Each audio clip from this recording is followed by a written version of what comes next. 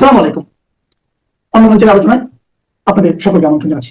বিষয় ভারত বাংলাদেশ সম্পর্কে আবার কি টানাপোড়েনের ইঙ্গিত দেখা যাচ্ছে? দেখা গিয়ে থাকলে সেটা কি ও কেন?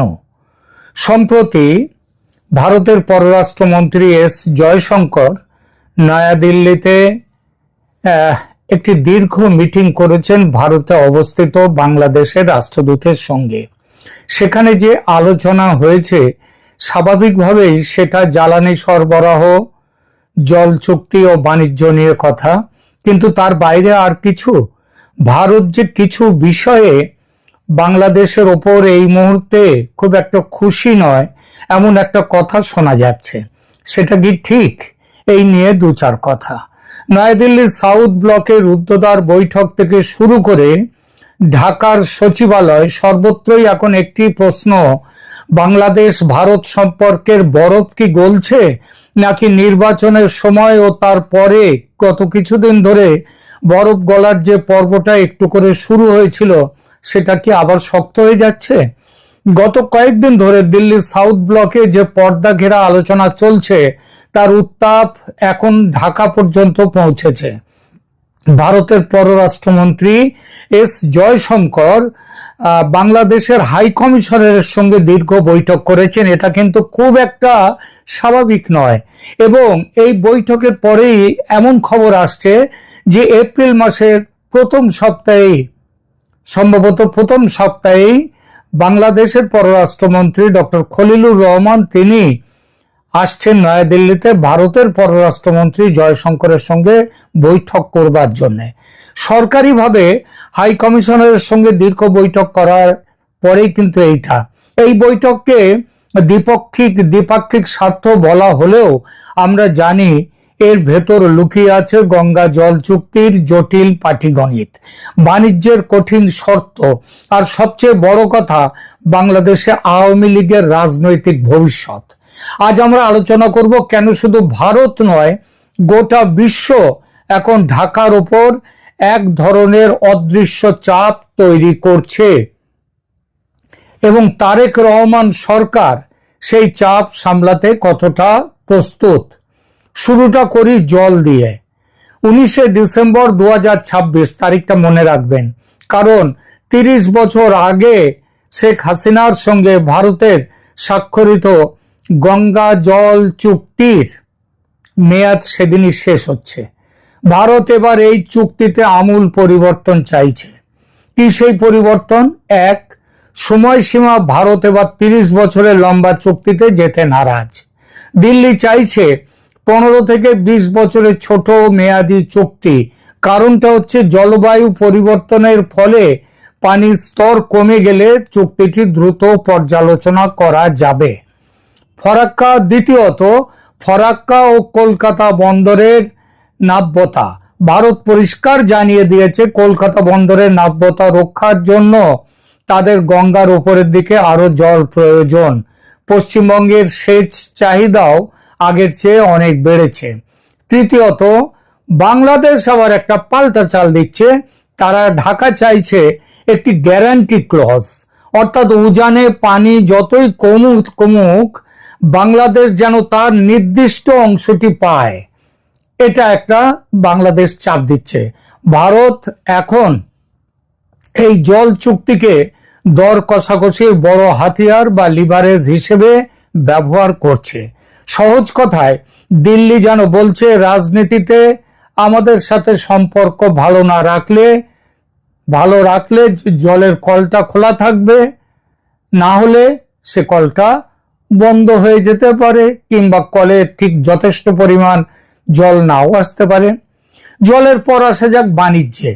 আগামী নভেম্বর 2026-এ বাংলাদেশ স্বল্পোন্নত দেশ বা লো ডেভেলপড কান্ট্রি থেকে উপরের স্তরে চলে যাবে। এর মানে হলো পৃথিবীর বিভিন্ন দেশে বাংলাদেশ যে শুল্কের সুবিধা পায়, মানে শুল্ক মুক্ত সুবিধা পায় ইউরোপের দেশগুলোতেও, তাই এবং ভারতেও পায় সেই সুবিধাটা বন্ধ হয়ে যাবে। শুল্ক মুক্ত বাণিজ্যের সুবিধা বন্ধ হয়ে যাবে। এই বিপদ কাটাতে ভারত প্রস্তাব দিয়েছে সেপা, মানে কম্প্রিহেন্সিভ ইকোনমিক পার্টনারশিপ এগ্রিমেন্টের, ব্যাপক অর্থনৈতিক অংশীদারিত্বের একটা চুক্তিতে স্বাক্ষর করতে হবে ব্যাপকভাবে।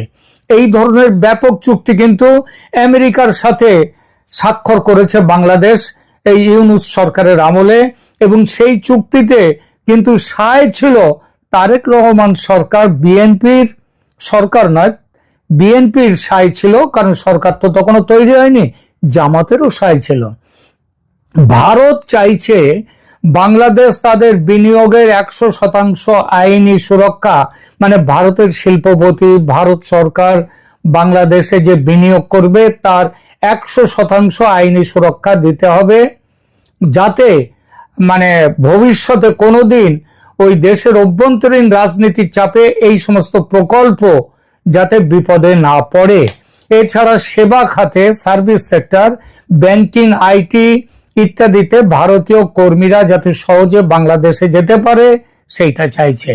ঢাকা ভয় পাচ্ছে কি?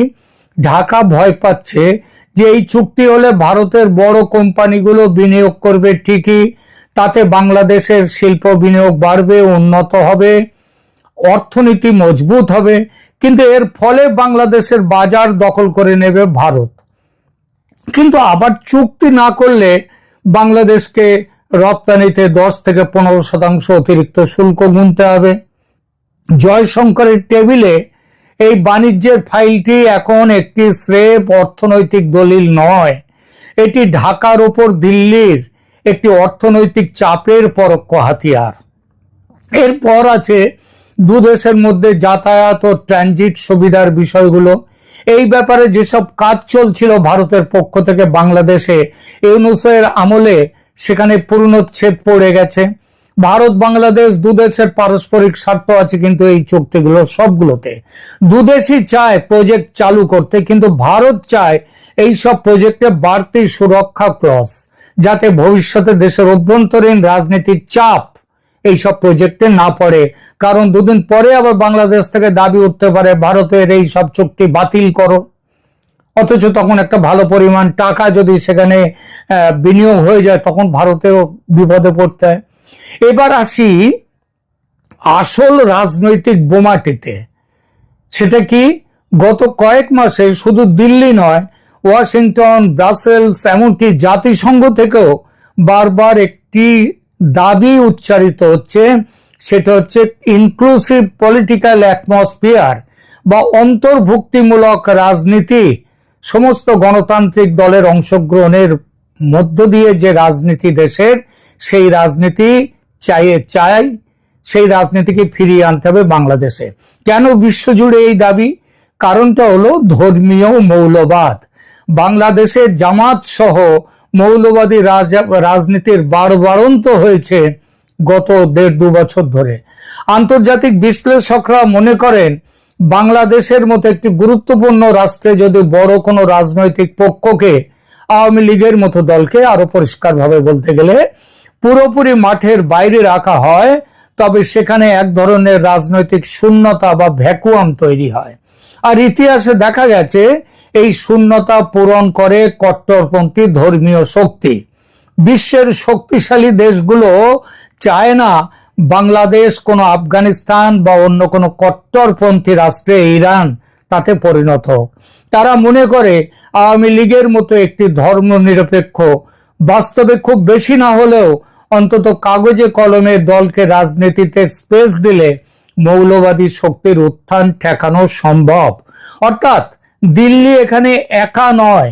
আওয়ামী লীগের পুনর্বাসনের দাবি এখন একটি আন্তর্জাতিক প্রেসার পয়েন্ট হয়ে দাঁড়িয়েছে। দেশের ভেতর ও বাইরে চাপ তারেক রহমানের সরকারের শিরোপীড়ার কারণ হয়ে উঠেছে এই বিশেষ বিষয়টি নিয়ে। 24শে জুলাই অভ্যুত্থানের সঙ্গে বিএনপি জড়িত ছিল। তখন খুব কোষে বিএনপি ও ফ্যাসিস্ট বলে আওয়ামী লীগকে গালি দিয়েছে। বিএনপির দলীয় আদর্শ সেটাও মোটামুটি খিচুড়ি ধরনের, যেমন কিছু সেখানে মুক্তিযুদ্ধের পক্ষেও আছে, বিপক্ষেও আছে, তাতে ধর্মীয় দলগত ধর্মীয় ভাবনা যুক্ত আছে, আবার ধর্মীয় ভাবনা বিমুক্তও আছে ইত্যাদি। তো এর মধ্যে জামায়াতি যে অংশ আছে, অর্থাৎ ওই ধার্মিক দল, ধর্মীয় দল, তারা কিন্তু কম শক্তিশালী নয়। বিএনপির ভেতরের যে গোষ্ঠী, তারা আওয়ামী লীগের পুনর্বাসন হোক চায় না, আবার জাতীয়তাবাদী অংশ চায় জামাতি আদর্শের প্রসার রুখতে আওয়ামী লীগের রাজনীতিতে ফিরতে দেয়া উচিত। তারেক রহমান কোন পথে যাবেন? কোন পথে যাবেন? তারেক রহমান সরকার কি পর্দার আড়ালে কোনো বড় খেলা খেলছে?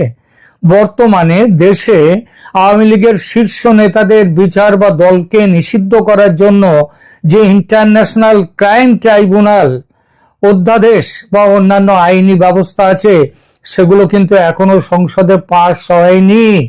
নিয়ম অনুযায়ী অধ্যাদেশ বা অর্ডিন্যান্সের মেয়াদ থাকে সীমিত।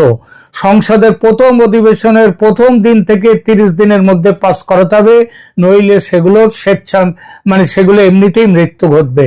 যদি সরকার ইচ্ছে করে এগুলো সংসদে পাস না করে এবং এর মেয়াদ শেষ হয়ে যেতে দেয়, তবে আইনগুলো আপনা আপনি কিন্তু অকার্যকর হয়ে যাবে। প্রশ্ন হলো, তারেক রহমান কি দিল্লির এবং আন্তর্জাতিক চাপ সামলাতে এই সাইলেন্ট কিলিং বা নীরব যে হত্যা, তার পথ খুঁজছেন? নীরব হত্যা অধ্যাদেশগুলোকে, অর্থাৎ মুখে কঠোর অবস্থান নিলেও আইনি ভাবে আওয়ামী লীগকে ফিরে আসার সুযোগ তাদের করে দেওয়ার কথা কি ভাবছে? এতে করে সাপও মরবে, আবার লাঠিও ভাঙবে না। ভারতও খুশি হলো, আবার সরাসরি দেশের মধ্যেকার যারা এখন বিরোধী পক্ষ, তাদের সমালোচনার মুখেও পড়তে হলো না। অন্তত সেইভাবে তো পড়তে হলো না, সমালোচনা তো হবেই। ঠিক এই চাপের রাজনীতির মাঝেই জামাত আমিরের একটি মন্তব্য লক্ষ্য করার মতো। গত দুদিন আগে তিনি বলেছেন, চীন কখনো বাংলাদেশের অভ্যন্তরীণ বিষয়ে নাক গলায়নি। আপাতভাবে নির্বিষ মন্তব্য, কারণ এটা চীনের প্রশংসা। কিন্তু এটা কি স্রেফ চীনের প্রশংসা? মোটেও নয়। এটি ভারতের প্রতি একটি প্রচ্ছন্ন সমালোচনার তীক্ষ্ণ তীর। ভারত যখন বাংলাদেশে ইনক্লুসিভিটি আর গণতন্ত্রের কথা বলছে, তখন জামাত বেজিং এর কার্ড খেলছে। ভারতকে বলছে, তোমরা আমাদের ব্যাপারে নাক গলাবে না। দিল্লিকে তারা মনে করিয়ে দিতে চাইছে, তোমরা যদি ভিসা আর পানি দিয়ে চাপ দাও, তবে আমরা চীনের কোলে গিয়ে বসবো, যারা কোনো প্রশ্ন ছাড়াই বাংলাদেশের যে সরকারি থাকুক না কেন তাদের সমর্থন দেয়। দিল্লি এতে রীতিমতো অগ্নিশর্মা, কারণ ভারতের একদম গায়ের কাছে চীনের এই প্রভাব বৃদ্ধি ভারতের জাতীয় নিরাপত্তার জন্য এক মহা বিপদ। ভারত কখনোই চায় না তার নর্থ ইস্টার্ন সেক্টর যে রাজ্যগুলো, সেগুলো বিপদে পড়ুক। ভারত কখনোই চায় না বাংলাদেশের মধ্যে মৌলবাদী এবং সন্ত্রাসবাদী শক্তির বৃদ্ধি হোক, কারণ সেই আগুন ভারতেও লাগবে, তখন ভারতও তার আঁচ পাবে। সুতরাং ভারত চায় না তার পেটের মধ্যে যার অবস্থান, সেই দেশ চীনের সঙ্গে দরম মহরম করুক, সন্ত্রাসবাদের সঙ্গে দরম মহরম করুক। পরিশেষে বলা যায়, ইনক্লুসিভ রাজনীতির জন্য বাংলাদেশ ভারত সম্পর্ক এখন একটি কোল্ড ওয়ার বা স্নায়ু যুদ্ধের মধ্য দিয়ে যাচ্ছে। একদিকে দিল্লির ভিসা ও বাণিজ্যিক চাপ, অন্যদিকে ঢাকার চীনা কার্ড, অভ্যন্তরীণ রাজনীতির চাপ এবং আইনি ধোঁয়াশা। ভারত যদি সত্যি আওয়ামী লীগের পুনর্বাসনকে সেই সম্পর্ককে শর্ত বানায়, তবে ঢাকার বর্তমান সরকারের জন্য তা হবে আগুনের ওপর দিয়ে হাঁটা। কিন্তু এটাও মনে রাখতে হবে, চোখ বুজে থেকে থাকলে প্রলয় কখনো থেমে যায় না। সমস্যা দূর করতে গেলে খোলা চোখের সমস্যার দিকে দেখতে হয়, সিদ্ধান্তের কথা ভাবতে হয়, সিদ্ধান্ত নিতে হয়, দাঁড়িপাল্লায় তুলতে হয় লাভ ক্ষতির হিসেব, যেটাই দেশের বেশি লাভ সেটা নিতে হয়। ইউনূসের 18 মাসের শাসন দেখিয়েছে বাংলাদেশের লাভ কোথায়। ভারতের সঙ্গে ফালতু পাঙ্গা নিলে কাজের কাজ কিছু হয় না, হবে না, তাতে বরং পিছিয়ে যাবে দেশ, ভুগবে সাধারণ মানুষ। মানচিত্র কেটে শাসকরা দুই রাষ্ট্রের সীমানা আলাদা করে দিয়ে গিয়েছিল, কিন্তু সীমানা মানচিত্রের ওপর দিয়ে কাঁচি চালালেই কি সীমানা, মানচিত্র কাটলেই কি দেশের সীমানা কাটা যায়? যায় না, কারণ তাদের মধ্যে চাইলেই বিচ্ছিন্ন হওয়া যায় না, সম্পর্ক বাইরে বিচ্ছিন্ন, কিন্তু ভেতরে সম্পর্কের টান থাকতেই হবে। ভারত এবং বাংলাদেশ তাদের অবস্থানগত কারণে অবিচ্ছেদ্য, তাদের সংস্কৃতিগত কারণেও অবিচ্ছেদ্য। সুতরাং সমস্যা না বাড়িয়ে বিএনপির তারেক সাহেব বা তার কোনো উপযুক্ত প্রতিনিধি অবিলম্বে আওয়ামী লীগের সাথে আওয়ামী লীগ সম্পর্কে একটা সিদ্ধান্ত নিন। আলোচনায় বসুন, প্রয়োজন হলে আওয়ামী লীগের উপযুক্ত নেতৃত্বের সঙ্গে। দেশে গণতান্ত্রিক রাজনৈতিক পরিবেশ ফিরিয়ে আনাটা কিন্তু খুব দরকার। আর সেটা হলে ভারতের সঙ্গেও আর কোনো সমস্যা থাকবে না। আপনার কি মনে হয় প্রিয় দর্শক? কমেন্টে আপনার মতামত জানান। ভিডিওটি ভালো লাগলে শেয়ার করুন, সাবস্ক্রাইব করুন চ্যানেল ক্যালকাটা ডায়ালগস। ধন্যবাদ। পৃথিবী বড় বিচিত্র জায়গা। এখানে মানুষের পাসপোর্ট লাগে, কিন্তু মিসাইল বোমার পাসপোর্ট লাগে না। ইরান আর ইসরায়েলের পুরনো সেই ঝামেলা যখন আবার মাথা তুলে দাঁড়ায়, তখন হঠাৎ করেই মনে হলো এটা আর কেবল দূরের কোনো কাহিনী না। আগুনটা যেন একটু একটু করে মানচিত্রের গায়ে ছড়িয়ে পড়ছে, আর আমরা যারা এতদিন দর্শক ছিলাম তারাও অজান্তেই মঞ্চের দিকে একটু একটু করে এগিয়ে যাচ্ছি। তখন স্বাভাবিকভাবেই মনে প্রশ্ন জাগে, এটা কি শুধু ইরানের যুদ্ধ, নাকি বড় কোনো বিস্ফোরণের প্রাককথন? কারণ ইতিহাস বলে বড় যুদ্ধগুলো কখনো হঠাৎ করে আসে না। আগে তার গন্ধ আসে, তারপর ধোঁয়া, আর শেষে আগুন। এই প্রশ্নের ভেতরেই হঠাৎ করে উঠে আসে আরেকটা নাম, পাকিস্তান।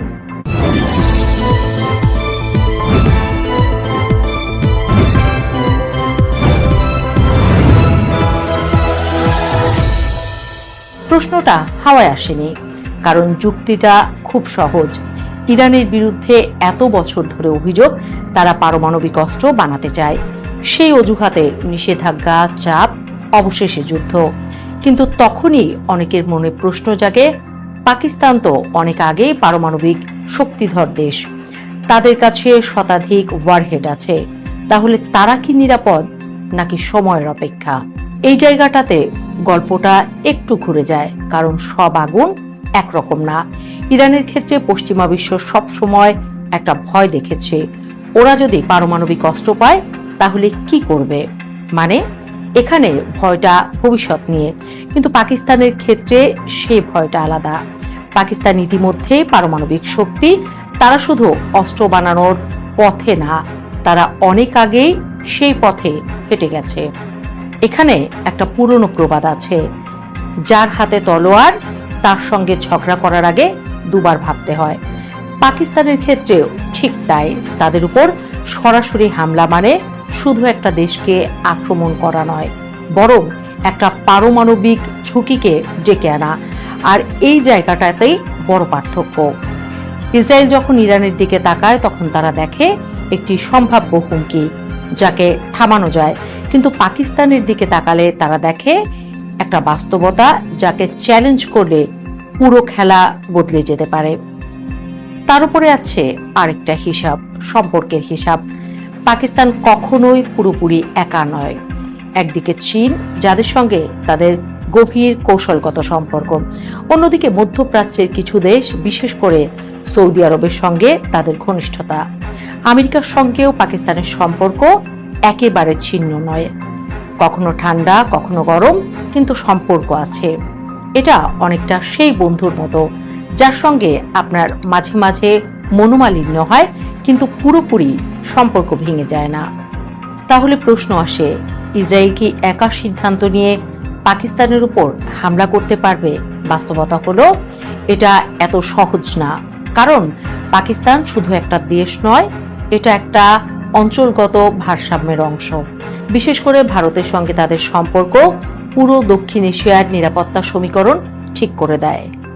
ভারত আর পাকিস্তান দুই দেশই পারমাণবিক শক্তিধর। দুজনেই জানে পূর্ণ যুদ্ধ মানে দুপক্ষেরই বড় ক্ষতি। তাই এই উত্তেজনার মধ্যেও তারা একটা অলিখিত নিয়ম মেনে চলে, শেষ সীমাটা অতিক্রম করা যাবে না। এই জায়গাটায় ইসরায়েলের জন্য পরিস্থিতি আরো জটিল হয়ে যায়। কারণ তারা যদি পাকিস্তানের দিকে কোনো পদক্ষেপ নেয়, তাহলে সেটা শুধু পাকিস্তানের সঙ্গে সংঘাত হবে না, পুরো দক্ষিণ এশিয়াকে অস্থিতিশীল করে দিতে পারে। আর তখন খেলায় ঢুকে পড়বে নতুন নতুন খেলোয়াড়, বিশেষ করে চীন। চীন পাকিস্তানকে শুধু বন্ধু হিসেবে দেখে না, বরং একটি কৌশলগত অংশীদার হিসেবে দেখে। সিপেকের মতো বড় প্রকল্প তাদের দুই দেশকে আরো শক্তভাবে বেঁধে রেখেছে। ফলে পাকিস্তানের উপর বড় ধরনের হামলা মানে চীনের স্বার্থে আঘাত। আর যেখানে চীন আছে সেখানে বিশ্ব রাজনীতি কখনোই একমুখী থাকে না। এবার একটু অন্যদিকে দেখি।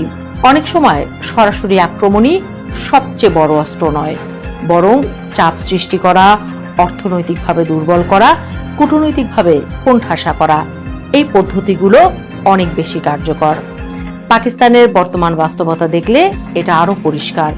অর্থনৈতিক চাপ, ঋণের বোঝা, মুদ্রাস্ফীতি, এই সব কিছু মিলিয়ে দেশটা এমনিতেই একটা কঠিন সময় পার করছে।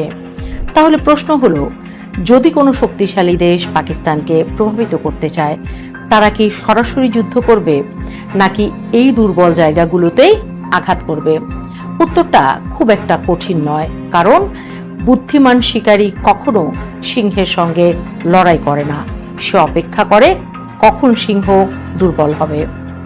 ঠিক তেমনি বড় শক্তিগুলো অনেক সময় সরাসরি সংঘাতে না গিয়ে অন্য পথ বেছে নেয়। এদিকে ইরান যুদ্ধের প্রভাবও পাকিস্তানের উপর পড়ছে। তেলের দাম বাড়ছে, আঞ্চলিক অস্থিরতা বাড়ছে, সীমান্তে চাপ তৈরি হচ্ছে। মানে যুদ্ধটা তাদের ঘরে না হলেও তার হাওয়া এসে লাগছে। এখন যদি আপনি পুরো ছবিটা একসাথে দেখেন, তাহলে একটা বিষয় পরিষ্কার হয়ে যাবে। ইসরায়েলের মূল লক্ষ্য এখনো ইরান, কারণ তাদের মধ্যে সরাসরি শত্রুতা, আদর্শগত দ্বন্দ্ব, নিরাপত্তা হুমকি সবকিছু স্পষ্ট। পাকিস্তানের ক্ষেত্রে সেই সরাসরি সংঘাত নেই, আর যেখানে সরাসরি সংঘাত নেই সেখানে হঠাৎ করে বড় যুদ্ধ শুরু করা, এটা বাস্তবতার সঙ্গে খুব একটা মেলে না। তবে এটাও ঠিক, বিশ্ব রাজনীতি কখনো স্থির থাকে না। আজ যে বন্ধু, কাল সে নিরপেক্ষ হতে পারে। আজ যে নিরপেক্ষ, কাল সে প্রতিপক্ষ হয়ে উঠতে পারে। তাই কখনোই হবে না এমন কথা বলাও ঠিক না। কিন্তু বর্তমান বাস্তবতা, কৌশলগত হিসাব আর পারমাণবিক ভারসাম্য সবকিছু মিলিয়ে একটা কথাই সবচেয়ে বেশি সত্যি মনে হয়, পাকিস্তান এখনই কোনো সরাসরি হামলার টার্গেট না, বরং তারা আছে অন্য এক খেলায়, চাপের খেলায়, ভারসাম্যের খেলায়, টিকে থাকার খেলায়।